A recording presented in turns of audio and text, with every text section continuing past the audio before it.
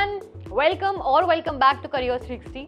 CUET के scores आपके already आ चुके हैं, आपने अपनी परसेंटाइल कैलकुलेट कर ली होगी, तो आप इस समय टारगेट कर रहे होंगे कॉलेजेस।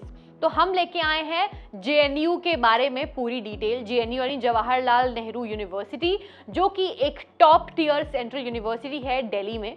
यहाँ पे जो भी कोर्सेज होते हैं, उनकी जो एलिजिबिलिटी है, कितने आपको परसेंटाइल स्कोर चाहिए, एक्सपेक्टेड कट ऑफ क्या हो सकता है, कैसे आपको एडमिशन मिल सकता है, कौन कौन से डॉक्यूमेंट्स रिक्वायर्ड हैं, ये सब कुछ हम इस वीडियो में डिटेल में डिस्कस करेंगे। तो अगर अभी तक आपने करियर 360 के चैनल को सब्सक्राइब नहीं किया है, पहले आप जाके चैनल को सब्सक्राइब करो, बेल आइकन प्रेस करो, ताकि कोई भी आपके कॉलेज, करियर, एजुकेशन से रिलेटेड अपडेट हो, सबसे पहले आपके पास पहुंचे। आइए वीडियो को स्टार्ट करते हैं। वीडियो स्टार्ट करने से पहले आपको एक इंपॉर्टेंट अपडेट, ये स्क्रीन पे जो नंबर मेंशन है, अगर आपको कोई भी कंफ्यूजन हो कॉलेज से रिलेटेड, काउंसलिंग प्रोसेस से रिलेटेड, तो आप इस नंबर पे CUET मैसेज कर दो व्हाट्सएप पे, या फिर इस पे आप डायरेक्टली कॉल कर दो। हमारी टीम आपकी पूरी हेल्प करेगी। तो हम बात कर रहे हैं JNU यानी जवाहरलाल नेहरू यूनिवर्सिटी के बारे में, जो कि दिल्ली में सिचुएटेड है, काफी सेंट्रल लोकेशन है इसकी, और इसने कई सारे स्टूडेंट्स, कई सारे एलुमनाइज इसके काम करते हैं, मीडिया में, टेलीविजन में, पॉलिटिक्स में हैं, बहुत सारे लोग यहाँ के ब्यूरोक्रेट्स हैं। तो इसने हर फील्ड में बच्चों को एक्सेल कराया है। तो अगर आपको भी एडमिशन चाहिए JNU में, तो ये पूरा वीडियो डिटेल में देखना, ठीक है। 1969 में स्टैब्लिश हुई थी यूनिवर्सिटी, गवर्नमेंट यूनिवर्सिटी है। कैंपस साइज यहाँ का लगभग 1020 एकर्स है, एंड इसकी NIRF रैंकिंग ओवरऑल बहुत ही बढ़िया है, नंबर 2 पे आता है NIRF में। टोटल स्टूडेंट काउंट यहाँ पे आपका 4521 है, जिसमें से 56.27% male and 43.73% female. Outside state से 4257, यानी ज्यादातर बच्चे यहाँ पे आपके आउटसाइड स्टेट से हैं। विद इन स्टेट के 234 स्टूडेंट्स हैं, एंड आउटसाइड कंट्री भी यहाँ पे 30 स्टूडेंट्स पढ़ते हैं। तो डाइवर्सिटी बहुत अच्छी है, सारे ही स्टूडेंट्स जो आते हैं वो एग्जाम्स क्लियर करके काफ़ी हाई परसेंटेज स्कोर करके आते हैं। तो डेफिनेटली जो आपका कैंपस का एनवायरनमेंट होगा वो बहुत ही कोलैबोरेटिव और बहुत ही ब्राइट होने वाला है। कौन कौन से यहाँ पे आपके कोर्सेज हैं, तो मैं आपको क्लियर करती हूँ कि यहाँ पे अंडर ग्रेजुएट जो कोर्सेज हैं वो मेजरली आपके लैंग्वेज कोर्सेज ही हैं। उसके अलावा एक BSc आयुर्वेदा का, BSc MSc का इंटीग्रेटेड कोर्स है। तो यहाँ पे JNU में मेजरली आपका PG कोर्सेज हैं, PhD कोर्सेज हैं। यहाँ पे आपको CUET UG के थ्रू केवल लैंग्वेज कोर्सेज के लिए ही एडमिशन मिलने वाला है। लैंग्वेज कोर्सेज के भी आजकल स्कोप बहुत ज़्यादा है। आपको अगर ट्रांसलेटर बनना है, आपको फॉरेन जॉब्स के लिए, MNCs में जॉब्स के लिए आपको कई सारी लैंग्वेजेस आनी ज़रूरी है, जिसमें से जापानीज हो गई, कोरियन हो गई, स्पेनिश हो गई, फ्रेंच हो गई, ये सारी लैंग्वेजेस हैं जो आपके रेज्यूमे में बहुत ज़्यादा वैल्यू ऐड करती हैं। तो इसमें आप कोर्सेज फुल टाइम परस्यू करना चाहते हो अगर, तो आप JNU से कर सकते हो। यहाँ पे आपको कौन कौन सी लैंग्वेजेस हैं? Arabic, Chinese, French, German, Japanese, Korean, Persian, Pashto, Russian and Spanish, ये सारी लैंग्वेजेस के यहाँ पे UG कोर्सेज हैं, जो कि आपके 4 ईयर के कोर्सेज होंगे। इसके अलावा एक आपका आयुर्वेदा बायोलॉजी में BSc MSc का इंटीग्रेटेड कोर्स है, जो कि आपका 4 ईयर्स का होगा। ये सारे प्रोग्राम्स में आप CUET UG के थ्रू जा सकते हो। साथ ही आपको एक और सर्टिफिकेट ऑफ प्रोफिशिएंसी, जो कि 1 ईयर का सर्टिफिकेट कोर्स होता है, ये भी आप यहाँ से परस्यू कर सकते हो। अगर आप किसी और अंडर ग्रेजुएट कोर्स में एनरोल्ड हो, तो आप ये सारे कोर्सेज में से, ये सारी लैंग्वेजेस में से कोई भी लैंग्वेज सीख सकते हो। यहाँ पे जाके फीस यहाँ की बहुत ही अफोर्डेबल, बहुत ही मिनिमल होती है। तो आपको अगर किसी भी लैंग्वेज में सर्टिफिकेशन करनी है, तो आप यहाँ से कर सकते हो। कौन सी लैंग्वेजेस अवेलेबल हैं, कौन से कोर्सेज हैं? उर्दू, मंगोलियन, भाषा Indonesia, Pashto, Uzbek, Hebrew, Pali, Sanskrit computational linguistics, yoga philosophy, Vedic culture, Sanskrit, Natya Shastra, health awareness and wellness, Indian philosophy, ये सारे आपके 1 साल के सर्टिफिकेशन कोर्सेज हैं, जिसको आप अपनी अंडर ग्रेजुएट डिग्री के साथ साथ भी परस्यू कर सकते हो। बात करते हैं एलिजिबिलिटी क्राइटेरिया की, तो आपको यहाँ पे जो BA ऑनर्स लैंग्वेज के कोर्सेज हैं, उसके लिए 10+2 में, यानी आपके 12th क्लास में मिनिमम 45% एग्रीगेट चाहिए। BSc आयुर्वेदा में अगर आपको बायोलॉजी करनी है, तो जो BSc MSc का इंटीग्रेटेड कोर्स है 4 ईयर्स का, उसके लिए भी आपको same qualification 45% aggregate. In fact COP के लिए भी सेम एग्रीगेट आपका चाहिए।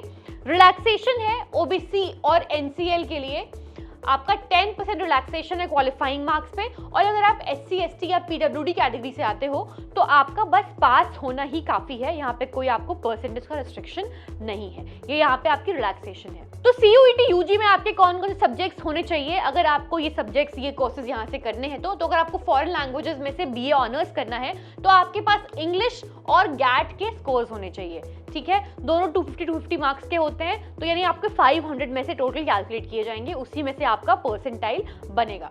नेक्स्ट COP के लिए भी आपका इंग्लिश और गैट चाहिए।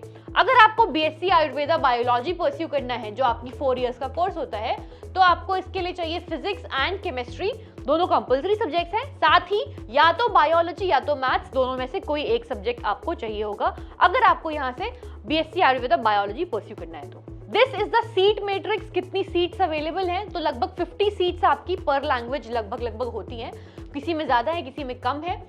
फ्रेंच में आपकी जैसे देख सकते हो आप, फ्रेंच, जर्मन, रशियन सब में अनरिजर्व कैटेगरी में आपकी ये सीट्स हैं।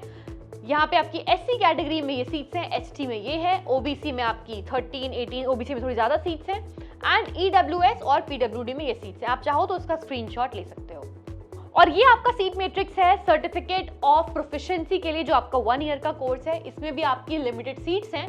ये आपकी अनरिजर्व में 10 सीट्स हैं, SC में 4, ST में 2, OBC में 6, EWS में 3 एंड PWD में 1। सिमिलरली आप अपने हिसाब से अपनी पसंदीदा लैंग्वेज, पसंदीदा कोर्स का सीट मैट्रिक्स यहाँ पे देख सकते हो। अब आती है सबसे इंपॉर्टेंट डिस्कशन, फीस कितनी देनी पड़ेगी आपको। तो JNU की फीस पूरे इंडिया में one of the most affordable universities में से एक माना जाता है JNU। आपकी फीस यहाँ पे बहुत ही कम है, समझ लो आप फ्री में पढ़ाई कर रहे हो। तो ट्यूशन फीस आपकी केवल 216 रुपए है, sports fee 16.5, literary and cultural fee 16.5, ये सब रुपीज में बात कर रहे हैं हम यहाँ पे, ये कोई डॉलर्स में नहीं है, ये सिर्फ रुपीज में है। लाइब्रेरी 6 रुपए फीस आपकी लाइब्रेरी की है। Medical fees 9 rupees, medical booklet 12 रुपए। आप देख सकते हो कितना सस्ता, कितना अफोर्डेबल कॉलेज है ये। UG और PG के लगभग सेम यहाँ पे फीस है, बहुत ही अफोर्डेबल है। अगर आप JNU में चले जाते हो तो आप समझ लो फ्री में पढ़ाई करके बहुत अच्छा इन्वायरमेंट, बहुत अच्छा कल्चर अब्जॉर्ब करके बाहर निकल रहे हो। सिमिलरली ये आपका BSc का फीस है, ठीक है। ट्यूशन फीस आपकी यहाँ पे 120 है, sports fees 16.5, literary and culture fees 16.5, ये सब यहाँ पे फीस है। इसके अलावा थोड़ी सी आपकी हॉस्टल और मेस की एक्स्ट्रा फीस है, तो आपकी टोटल ओवरऑल 5 से 6 हज़ार रुपए में आपकी कोर्स, आपका डिग्री कंप्लीट हो जाएगी। कौन कौन से आपके डॉक्यूमेंट्स रिक्वायर्ड हैं और माइंडेड, ये आपके ज़्यादातर कॉलेजेस में, ज़्यादातर यूनिवर्सिटीज़ में CUET के थ्रू अगर आप अप्लाई कर रहे हो उनके रजिस्ट्रेशन पोर्टल पे जाके, तो ये डॉक्यूमेंट्स आपके सभी यूनिवर्सिटीज़ में लगभग लगेंगे। तो ये वीडियो, ये स्लाइड आप बिल्कुल ध्यान से रखना, इसको मिस मत करना। चाहो तो आप स्क्रीनशॉट लेके इसका रख सकते हो। ये आपका क्या क्या लगेगा, क्लास 10th का सर्टिफिकेट एंड मार्कशीट, 12th का सर्टिफिकेट एंड मार्कशीट, CUET का स्कोर कार्ड, कैरेक्टर सर्टिफिकेट, ये आपको आपके कॉलेज से मिलेगा, कैरेक्टर सर्टिफिकेट, माइग्रेशन सर्टिफिकेट आपको कॉलेज से मिलेगा, स्कूल से, सॉरी, ये आपको दोनों चीजें ही स्कूल से आपके मिलेंगी। तो आप अपने, अगर आपके पास नहीं है अभी भी, तो अपने स्कूल में जाके ये आप बनवा लो, ठीक है। आपका ट्रांसफर सर्टिफिकेट भी लग सकता है, तो इसको भी आप चाहिए। ये तीनों सर्टिफिकेट्स आपको स्कूल से मिलेंगे। कैटेगरी सर्टिफिकेट आपका लगेगा अगर आप इनमें से किसी भी कैटेगरी से आते हो तो। सेम अगर आप PWD कैटेगरी से तो आपका PWD सर्टिफिकेट लगेगा। पासपोर्ट साइज फोटोग्राफ्स आपके पास होनी चाहिए। साथ ही discontinuation certificate from another institution, अगर आप कहीं और से आधी पढ़ाई करके फिर आप आ रहे हो यहाँ पे, तो उसका भी आपका डिसकंटिन्यूएशन सर्टिफिकेट लगेगा, जो आपको आपकी इंस्टीट्यूशन या आपकी कॉलेज इशू करेगी, ठीक है। Leave sanction order for employed candidates, अगर आप एम्प्लॉयड हो और फिर भी आपको एजुकेशन परस्यू करनी है तो आपकी इंस्टीट्यूशन से, आपको आपकी ऑर्गेनाइजेशन से आपको एक लीव सैंक्शन का सर्टिफिकेट बनवाना पड़ेगा। ये JNU की रिजर्वेशन पॉलिसी है। SC कैटेगरी के लिए 15%, ST के लिए 7.50 एंड OBC NCL के लिए 27%, फॉर EWS 10% एंड PWD के लिए 5% हॉरिजॉन्टल रिजर्वेशन। ये यहाँ की रिजर्वेशन पॉलिसी है जो कि लगभग हर सेंट्रल यूनिवर्सिटी में ऑलमोस्ट सेम होती है। तो हम अब बात करते हैं सबसे इंपॉर्टेंट स्टैटिस्टिक्स की, प्लेसमेंट स्टैटिस्टिक्स की। 22-23 में 350 कैंडिडेट्स ग्रेजुएट हुए, जिसमें से 25 got placed, only 25 students got placed, जिसमें मीडियन सैलरी आपकी थी 8 lakh rupees. 325 students went for higher studies. क्योंकि यहाँ पे ये UG प्लेसमेंट्स की बात हो रही है लैंग्वेज में, तो ज़्यादातर बच्चे यहाँ पे आपके हायर स्टडीज़ में जाते हैं, परस्यू करते हैं, कुछ आपका PhD करते हैं या आपके रिसर्च में जाते हैं, जो भी चीज़ें उनको आगे करनी होती हैं।